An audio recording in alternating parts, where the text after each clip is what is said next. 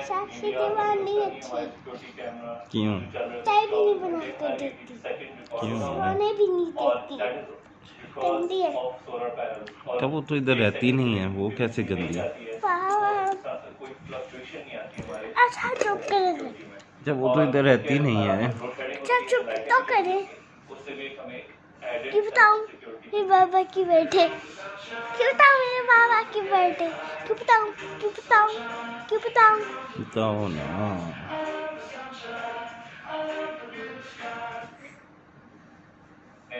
क्यों बताऊं मेरे पापा की बेटे? मरियम नवाज अच्छी है। मरियम नवाज अच्छी है। हाँ जी, मरियम नवाज अच्छी है।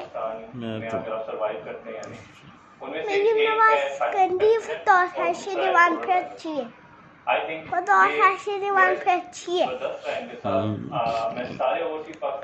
वो तो पीपल्स पार्टी में रहती है, वो तो यहाँ पर नहीं रहती, वो तो सोती भी है, चाय भी बना के देती है। तो साक्षी दीवान ने बच्चे को थप्पड़ मारा, ये देखो मेहंदी ये बाबन लगाई थी। वो तो पीटीआई में है ना। हाँ ये तो पीटीआई में है। पीटीआई तो हमारी पार्टी है।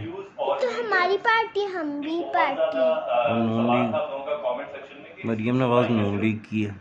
मरियम नवाज नून लीग की है। वो नून लीग में है। नून लीग में है। नून लीग में है। क्यों बताऊं? क्यों बताऊं?